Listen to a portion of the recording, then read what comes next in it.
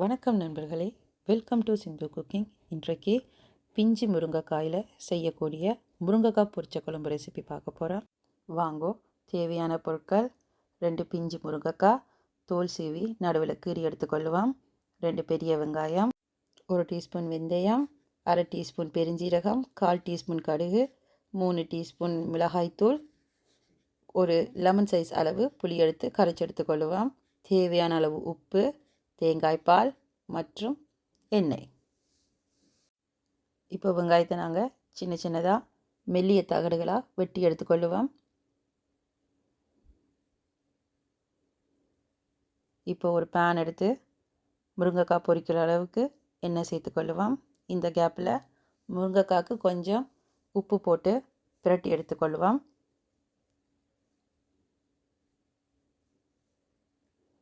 இப்போ எண்ணெய் கொதித்ததும் உப்பு போட்டு பிரட்டி வச்ச முருங்கைக்காயை எண்ணெயில் சேர்த்துக்கொள்ளுவோம்.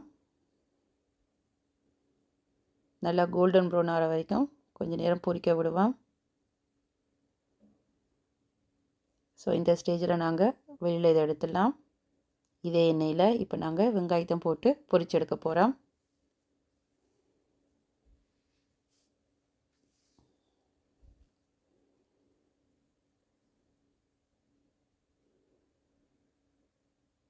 ஸோ வெங்காயத்தை சேர்த்துட்டு கொஞ்சம் நேரத்தில் அதை நாங்கள் பிரித்து விடுவோம். கொஞ்சம் கரண்டியால் லைட்டாக தட்டி விட்டோம்னா வெங்காயம் தனித்தனியாக வந்துடும். அப்போனா எங்களுக்கு கெதியாக பொரிஞ்சிடும்.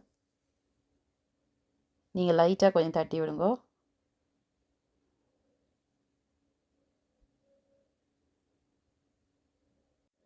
வெங்காயம் இப்போது அரைப்பதம் பொரிஞ்சிட்டு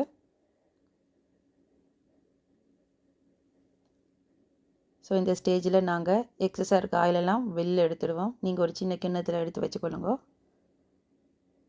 ஸோ நான் இப்போ எண்ணெயெல்லாம் எடுத்துட்டேன். இதில் இப்போ தாளிக்க வச்சுருக்க பொருளெல்லாம் சேர்க்க போகிறேன்.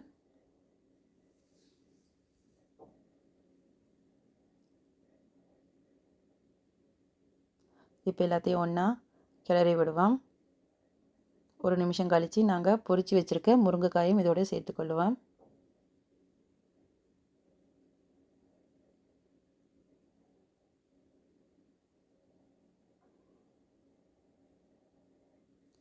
முருங்கைக்காய் சேர்த்த பிறகு 3 டீஸ்பூன் மிளகாய்த்தூள், கரைச்சி வச்சுருக்க புளி தண்ணி மற்றும் உப்பையும் சேர்த்துக்கொள்ளுவோம்.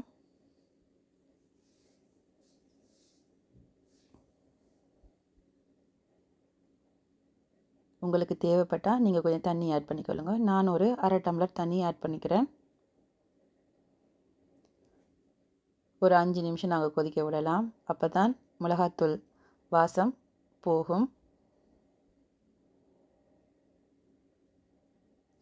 பாருங்கள், லைட்டாக எண்ணெய் பிரிஞ்சு வருது. இந்த ஸ்டேஜில் நாங்கள் தேங்காய் பால் ஆட் பண்ணிக்கலாம்.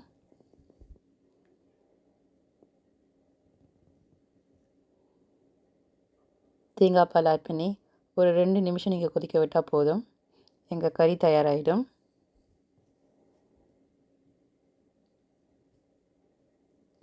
இப்போ எங்களுடைய முருங்கைக்காய் பொரிச்ச குழம்பு தயார். இந்த கறியை நீங்கள் சோறுக்கு புட்டுக்கு வச்சு சாப்பிட்டீங்கன்னா செம்மையாக இருக்கும். ஒரு தடவை நீங்களும் இதை ட்ரை பண்ணி பாருங்கள்.